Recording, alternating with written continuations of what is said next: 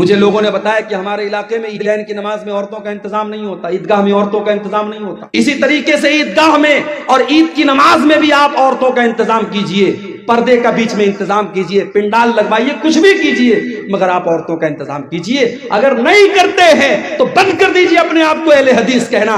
اہل حدیث صرف آمین زور سے بولنے والے کا نام نہیں ہے، اہل حدیث صرف سینے پر ہاتھ مارنے والے کا نام نہیں ہے۔ اہل حدیث اس کو کہتے ہیں جو قرآن و حدیث پر چلنے والا ہو۔ اگر آپ کی عورتیں عیدین کی نماز میں ان کے لیے آپ نے انتظام نہیں کیا ہے، اللہ کے آپ کو جواب دینا پڑے گا آپ نے کیوں انتظام نہیں کیا۔ مسجدوں میں میں نے دیکھا 90% مسجدوں میں جمعہ کی نماز میں عورتوں کا انتظام نہیں ہے۔ آپ کی عورتیں دین کہاں سیکھیں گی میرے بھائی؟ جلسے میں سیکھیں گی؟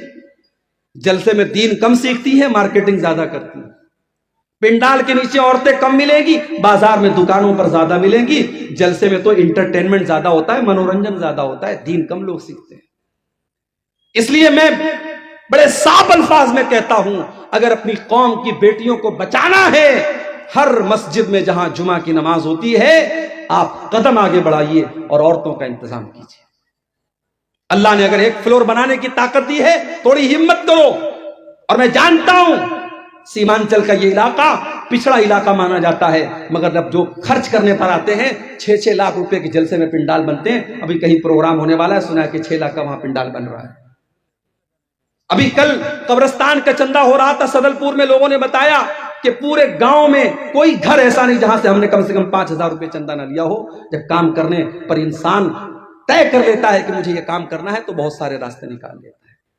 ہر جمعہ کی مسجد میں عورتوں کا انتظام ہونا چاہیے۔ آپ کے گھر کی عورتیں جب جمعہ کے خطبے میں جائیں گی، سال میں 52 جمعہ کا خطبہ ہوتا ہے، جب جمعہ کے 52 تقریریں وہ سنیں گی، انشاءاللہ وہ دین کی سمجھ ان کے اندر پیدا ہوگی اور بہت سارے فتنے ختم ہو جائیں گے میرے بھائی۔ اسی طریقے سے عیدگاہ میں اور عید کی نماز میں بھی آپ عورتوں کا انتظام کیجئے، پردے کا بیچ میں انتظام کیجئے، پنڈال لگوائیے، کچھ بھی کیجئے، مگر آپ عورتوں کا انتظام کیجئے۔ اگر نہیں کرتے ہیں تو بند کر دیجئے اپنے آپ کو اہل حدیث کہنا۔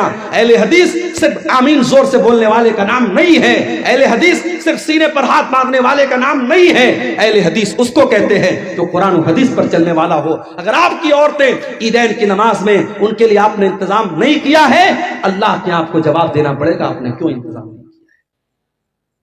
وہ عورت، اس کا نام ام یعقوب تھا، اس نے کہا عبداللہ میں نے تو پورا قرآن پڑھا ہے، پورے قرآن میں میں نے کہیں پر بھی ان عورتوں کا تذکرہ نہیں پایا جن عورتوں کا نام لے لے کر کے آپ لعنت کر رہے ہیں۔ حضرت عبداللہ نے فرمایا اگر تو نے ڈھنگ سے قرآن پڑھا ہوتا تو ضرور تجھے مل جاتا۔ کیا تو نے قرآن کے اندر یہ آیت نہیں پڑھی؟ وَمَا آتَاكُمُ الرَّسُولُ فَخُذُوهُ وَمَا نَهَاكُمْ عَنْهُ فَانْتَهُوا۔ میرا نبی تم کو جو دے دے لے لو، اور میرا نبی جس سے منع کر دے رک جاؤ۔ اے خاتون، میرے نبی نے ایسی عورتوں کا نام لے کر کے لعنت کی ہے۔ جب میرے نبی نے لعنت کی ہے تو سمجھو اللہ نے لعنت کی ہے، کیونکہ اللہ کہہ رہا ہے میرا نبی جو دے دے لے لو، میرا نبی جس سے منع کر دے رک جاؤ۔ کہتی ہے ہاں اب آپ کی بات سمجھ میں آئی۔ اس کے بعد وہ عورت کہتی ہے اے عبداللہ مجھے پتا چلا ہے آپ کے گھر کی عورتیں بھی ٹیٹو بنواتی ہیں، مجھے پتا چلا ہے آپ کے گھر کی عورتیں بھی آئی برو سیٹ کرواتی ہیں۔ حضرت عبداللہ نے کہا جاؤ، میرے گھر کی اگر کسی عورت کا تمہیں یہ عمل مل جائے تو آ کر کے مجھے بتاؤ۔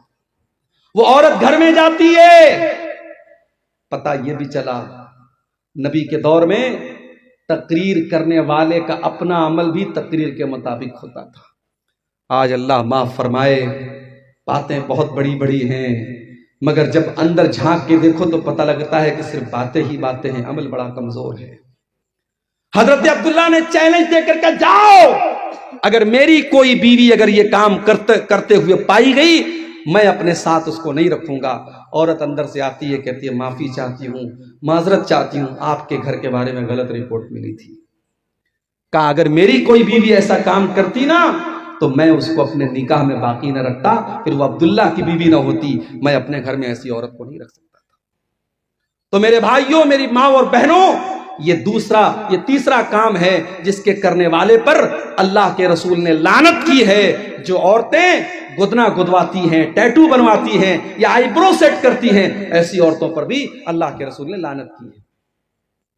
اور آگے بڑھیے، نمبر 4، تصویر بنانے والے کے اوپر بھی اللہ کے رسول نے لعنت کی ہے. آپ نے فرمایا لعن اللہ المصور، اللہ کی لعنت تو تصویر بنانے والوں کے اوپر. آپ نے یہ بھی فرمایا کہ قیامت کے دن سب سے دردناک عذاب تصویر بنانے والوں کو ہوگا. یضاہئون خلق اللہ، کیونکہ تصویر بنانے والے اللہ کی تخلیق کا مقابلہ کرتے ہیں. اب یہاں پہ سوال پیدا ہوا، عبد الغفار صاحب اگر تصویر بنانا حرام ہے، آپ خود سیلفی کیوں لیتے ہیں؟ آپ کے ساتھ نوجوان سیلفی لے رہا ہے، آپ سیلفی لینے کی اجازت کیوں دیتے ہیں؟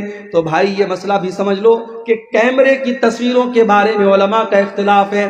کچھ علماء تو کہتے ہیں کہ جب تصویر کا نام آ گیا تو کیمرے کی تصویر بھی اس کے اندر شامل ہے، وہ بھی حرام ہے. لیکن بہت سارے علماء کا یہ کہنا ہے کہ کیمرے کی تصویر وہ تصویر نہیں ہے جس کا حدیث کے اندر ذکر کیا گیا ہے، کیونکہ حدیث میں یہ کہا گیا کہ تصویر بنانے والا اللہ کی تخلیق کا مقابلہ کرتا ہے. جیسے اللہ نے ہمارے ہاتھ بنائے، اللہ نے ہمارے پیر بنائے، تو پینٹنگ بنانے والا جب پینٹنگ بناتا ہے تو وہ ہاتھ بھی بناتا ہے، وہ پیر بھی بناتا ہے، وہ چہرہ بھی بناتا ہے، وہ ناک بھی بناتا ہے. فوٹو کھینچنے والا تو کوئی کام نہیں کرتا، وہ تو کیمرے کو کلک کرتا ہے اور فوٹو کھینچ لیتا ہے. تو کیمرے کے اندر جو فوٹو آتا ہے وہ در حقیقت ایک شیڈو ہے، ایک عکس ہے، وہ تصویر نہیں ہے جس کے اوپر حدیث میں لعنت کی گئی ہے. بہرحال یہ علماء کی ایک بڑی جماعت کا فتویٰ ہے، اس لیے کیمرے کی تصویر کے بارے میں گنجائش ہے. اور ہمارے جو بھائی ہمارے ساتھ سیلفی لیتے ہیں تو ہم اس لیے اجازت دے دیتے کہ چلو بھائی، آج کے زمانے میں لوگ فلمی ہیرو کو اپنا ہیرو مانتے ہیں، کوئی کرکٹروں کو اپنا ہیرو مانتا ہے. اگر ہمارا نوجوان اپنے علماء کو اپنا ہیرو مانتا ہے اور اپنے دین کا کام کرنے والے دعات کے ساتھ وہ سیلفی لینے کو اپنے لیے شوق کی چیز سمجھتا ہے تو ہم بہت سختی نہیں کرتے ہیں. لیکن پھر بھی تصویروں کے معاملے میں ہمیں احتیاط کرنی چاہیے. اور اپنی بہنوں سے کہنا چاہوں گا، آپ کا تصویر لے کر کے اس تصویر کو کہیں پر بھی شیئر کرنا یہ بالکل صحیح نہیں ہے. ہماری بہت ساری مسلمان بہنیں وہ اپنے اسٹیٹس پر اپنی تصویر لگاتی، نیا کپڑا پہنا جلدی سے انسٹاگرام پہ فوٹو ڈال دیا، فیس بک پر فوٹو ڈال دیا. آپ کے اسی کٹیہار اور پورنیہ کی کئی مسلمان لڑکیوں کو میں جانتا ہوں جو بہت فیمس ہیں، انسٹاگرام پر بہت فیمس ہیں، فیس بک کے اوپر بہت فیمس ہیں. وہ اس کے پہلے جب ٹک ٹاک چلتا تھا ان کے ویڈیوز بڑے وائرل ہوتے تھے. مسلمان لڑکیاں ہیں اور چھوٹے چھوٹے کلپ بنا کر کے وہ شیئر کرتی ہیں. جائز نہیں ہے میری بہنوں آپ کا اپنے جسم کو اور اپنے چہرے کو کسی غیر کے سامنے دکھانا، یہ جائز نہیں ہے. اور سوشل میڈیا تو ایک پبلک پلیٹ فارم ہے، کوئی بھی دیکھ سکتا ہے، وہاں پر تو اس طریقے کی چیزیں ڈالنا بالکل بھی جائز نہیں ہے. تو تصویر کے معاملے میں بھی ہم بہت احتیاط کریں. 4 چیزیں ہو گئی. نمبر 5، اللہ کے نبی کے صحابہ کی کو برا بھلا کہنے والے کے اوپر بھی اللہ کی لعنت ہوتی ہے. اللہ کے پیارے نبی فرماتے من سب اصحابی، جو میرے صحابہ کو برا بھلا کہتا ہے، جو میرے صحابہ کو گالی دیتا ہے، فعلیہ لعنت اللہ والملائکۃ والناس اجمعین، اس کے اوپر اللہ کی لعنت ہو، اس کے اوپر انسانوں کی لعنت ہو، اس کے اوپر فرشتوں کی لعنت ہو. صحابہ کو برا بھلا کہنے والا ملعون ہے، اس کے اوپر لعنت ہو. یہ نبی کے الفاظ ہیں. میرے پیارے ساتھیوں، قیامت تک کوئی جتنا بھی نیک اور متقی بن جائے، کوئی ایک صحابی کے پاؤں کی دھول کے برابر بھی نہیں ہو سکتا. کیونکہ صحابہ وہ لوگ ہیں جنہوں نے اللہ کے نبی کا دیدار کیا ہے، جنہوں نے اللہ کے نبی سے ملاقات کی ہے. ہم صحابہ کے برابر نہیں ہو سکتے، ہم صحابہ کے جیسے نہیں ہو سکتے. اور آگے بڑھو. اللہ کی لعنت کا حقدار بنانے والا ایک اور کام ہے رشوت لینا اور دینا. اللہ کے نبی فرماتے ہیں لعن اللہ الراشی والمرتشی، رشوت لینے والے پر بھی اللہ کی لعنت اور رشوت دینے والے پر بھی اللہ کی لعنت. شیخ صاحب، بغیر رشوت دیے بجلی کا میٹر نہیں لگتا، بغیر رشوت لیے کسی زمین کا کاغذ پاس نہیں ہوتا، بغیر رشوت لیے زمین کی رجسٹری نہیں ہوتی. ٹھیک ہے، جہاں مجبوری ہے اور وہ کام ایسا ہے کہ آپ اگر رشوت نہیں دیں گے کام نہیں ہوگا، وہ الگ میٹر ہے. لیکن اپنے فائدے کے لیے رشوت دینا اور اپنی آسانی کے لیے رشوت دینا، وہ کام بغیر رشوت دیے ہو سکتا تھا، پھر بھی رشوت دے کے اپنا کام جلدی سے کرا لینا یہ غلط ہے. مدرسوں میں نوکریاں ہو رہی ہیں، وہاں پر بھی رشوتیں چل رہی ہیں.